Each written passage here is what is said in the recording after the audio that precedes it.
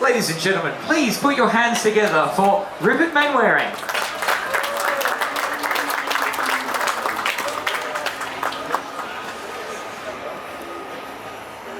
We were just watching the video of you and Carlos, and watching your fantastic performance coaching work with Carlos on screen, and we had it cut to the music I Was Made for Loving You.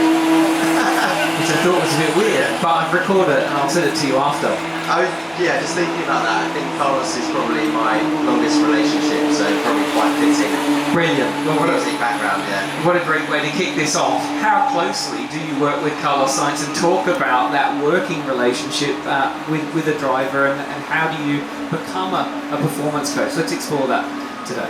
Yeah, good question. So we've been working together for about 8 years, and for the relationship to work and for you to get the most out of the driver you're working with, it really benefits to be close to it. I originally got the job, so I was coming to some races as a guest. My father used to work in Formula 1 for many years, and I had some access into the pits, and I recognised one of the driver physios, a guy called Mike Collier, who used to be physio for Jenson Button. And I was doing physio kind of work outside of Formula 1 in other forms of motorsport, and in Goldman Sachs in their gym in London, so a mixture of stuff. And I sort of thought, well, this looks like a pretty cool job. And I managed to find up the courage to sort of scramble over to go and see him just as he was about to disappear. And I'm sure, I can't remember what I said, but I'm sure it was some fumbled order of words, and I'm sure I made a bit of a tin of myself. But eventually, he kind of, he took a picture of me, gave his email address, and we stayed in contact for a while. And then a year or so later, the opportunity came up within Hinsa, which is a company that provides a lot of physios and trainers for Formula 1. And it was to work with Carlos, and we then met in London. And yeah, like I said, it's the important thing is, regardless of what skill set you have or experience you have, the most important thing is that you can get on with each other. Because regardless of all those other factors, if you don't get on, you're just going to stress them out. And part of my job, obviously, is to make sure he's not stressed and that he's happy. And obviously, you are challenging them and making sure that you kind of push them. But yeah, getting on with each other, staying close, kind of being sensitive to their different moods, certain occasions is really important. Obviously, race weekends they can get incredibly stressful. Here is a particularly stressful weekend. For Carlos, obviously, is his home race, so just being sensitive to that and what I can do around him, not just in our kind of high performance kind of performance type stuff, but how I can make the weekend a bit more stress free and a bit more friction free. So yeah, to answer your question, it's really important to have a close relationship with the driver. And yeah, how I got into Formula 1 was in the end quite an opportunity at the moment. So yeah, just having a bit of access. Having the courage to talk to someone. Now we can't get rid of you. Exactly. So let's talk about, as you just touched on, home Grand Prix for Carlos. It was Charles's home Grand Prix. I'm getting very loud. It was Charles's one last weekend. So Ferrari's had 2 home Grand Prix really back to back. How does it change Carlos's weekend last week? How does the demands on him change outside of getting in the car, and how does that affect him on a home Grand Prix? Yeah, I mean, Monaco, obviously it was Charles' home race, so that was, that brings all kinds of pressures and kind of pleasure for him, but also for Carlos. Monaco is in any case is a special race. So for every driver, it's a special race. So that came with a lot of intensity, a lot of pressure, and then back to back with Barcelona, which I don't think we've had before. But Monaco's normally a standalone. I think Barcelona quite often is normally a standalone, so you have a bit more kind of home time, reset, build up. So yeah, it's been having these 2 back to back is 2 pretty intense weekends. So Monday and Tuesday, honestly, I left him alone. I just kind of let him do his thing and give him some downtime, knowing full well on Wednesday, Thursday, the intensity's going to ramp up anyway. So just giving him a bit of headspace is probably the right thing to do. We'll find out anyway this weekend, but yeah. So that's an important factor. And then physically, this is a physical track. So Wednesday there were certain things we had to do around the neck, and weekends before or weeks before Monaco, there were certain things we need to do in preparation for that, particularly with the changing around the penultimate corner. So with all that kind of in the bank, it kind of knowing that we tick those boxes, it gives him that feeling of confidence, because he's naturally going to be more anxious coming to this weekend. So I think reminding him that we have done our homework, reminding him that we've ticked all those boxes, I think will give him that confidence, settle him a little bit, and hopefully he can go out and enjoy it. And I think any driver, it's a dream really, coming to your home race and seeing so many fans and so many great supporters here, and all the flags and everything. It's I really hope he gets to enjoy it as well as just feel the intensity of it. Yeah, it can definitely be an intense weekend for any of the home drivers. You can see their schedules are so busy, as you said, especially back-to-back with a race like Monaco. Pre-season, what does your pre-season look like, and how do you train, Carlos? Pre-season versus during the season. We're 23 countries that we go to. There's this ever-expanding and Grand Prix season calendar that we go to. It's long. We saw obviously probably the drivers maybe the fittest that we ever saw them during COVID, for example. It's always Carlos with his shirt off, which is a very good body that you've provided him. But is the pre-season all about getting them as fit as possible? But of course we can't test in the car, so how does that compare with when the season starts? Yeah, it's a really good point.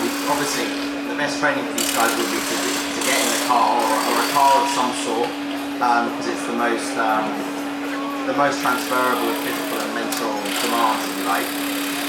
But we don't have that opportunity as much. But there's obviously lots of things that we can work on. So it's kind of base endurance, base strength. There might be little niggles and injuries that he's developed over the course of the season. So we can try and address those with some strengthening and rehab. Really kind of dedicated rehab protocol. And I really enjoy the pre-season because honestly, it's the time that I can be really proactive with him, and I can be really aggressive in terms of what we're doing preparation-wise. And also, I guess it's the one time in the season where I get to really deep dive into certain conversations with him that I wouldn't necessarily be able to have so easily during the season. In the season, obviously, trying to keep things kind of happy and kind of trying to ride that wave a little bit. And occasionally, you have little pockets of time where you can challenge them and push them a little bit. But really, pre-season is where you can do a nice deep review on the physical as well as the mental side, and I really enjoy it. We get to go to some great places for pre-season. We do a lot of karting, so coming back to that point of car time is limited, but karting, there are some really physical cars out there, very fast. Obviously, with some physical track, particularly in Italy and Spain, where we train a lot. So those are fantastic. That's probably the most kind of transferable form of fitness that we can give him. Some heat training, depending on how the season is looking. So yeah, that's kind of how it looks, and we'll probably do 2 sessions a day, I would say. Probably one high intensity session, one low intensity session. Maybe one strength, one cardio. And over the years, he's moved away from being quite a cardio focused person to more strength related. Probably as any male does when they go into their 20s, like you were saying, wanting to look good for the beach. That's also probably a motivating factor in the back of his mind. So yeah, I think a lot of drivers can pretty much choose any mode of fitness as their driving force for how they want to train. So you might see some drivers be triathletes and they focus on that as long as they tick all the boxes in the other areas in terms of strength. You might see some drivers, Jenson Button was a great example of that, and then there was Marcus Ericsson was really into his CrossFit style training. Lewis is obviously really into his strength. Carlos is also into his strength, but I'm kind of getting him back onto doing the cardio side of things now with some running. Pierre's fantastic for kind of strength and cardio across the board, and you see Yuki up his game the last couple of years with. I remember he was saying how tough he found it when he first got into Formula 1. So drivers kind of choose, I guess, what their preferred form of fitness is, and that's great. And you can kind of, at the end of the day, you want to choose something that they will enjoy, that will keep them motivated, that you can get them doing it reliably, consistently, and then when you are with them, when you can, obviously you can push the other stuff and do that. So yeah. Now we're obviously we're between free practice 1 and 2. What does your session now look like? Getting Carlos ready for the next session, free practice 2, which is at 5 o'clock in an hour. So he'll have something to eat straight after F1. We have that as soon as possible after F1, obviously to give him at least 2 hours digestive time, which is ideal. Or 2 and 3 for solids. So we'll give him that straight after FP1. But he's straight into the engineers, so I don't get much time with him If he's suffering a bit with some hip stuff, then we'll get him to do some really quick kind of stretch, kind of release type stuff, which I might do with him. But generally speaking, he's in pretty good nick at the moment, so he'll just go straight to engineers and maximise that time. And then probably about 45 minutes before FP2 is when he'll all those sort of meetings and review with the engineers will start, and he'll go back into his driver room. I'll catch up with him, if there's any niggles and pains, obviously we can address it then. And then we'll do something called a re-warm-up, which is more, it's less of the kind of physical warm-up that we do before FP1, and it's a little bit more of a mental warm-up. So we'll do some games, you might have seen some in the background there with sort of bounces and in a weird way, and then certain reaction type games. So it's more of a mental kind of switch on. I mean, he's human like anyone else, so we'll have that sort of dip in the afternoon, right? Sort of later in the day, particularly after having done some activity earlier, and so it's really kind of just trying to switch him out of that kind of lull that you might get in the afternoon. Probably have a little bit of caffeine as well. If it's really hot, we'll do more dosing of like carbohydrates, so like something a quick and easy kind of carbohydrate refuel before FP2.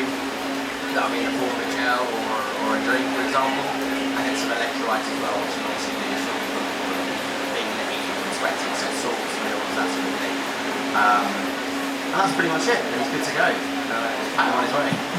Well, there you go. Well, we better let you go because that 45-minute window will begin sooner or later.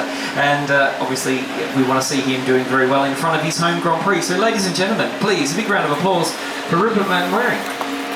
Thank you very much. Enjoy your weekend.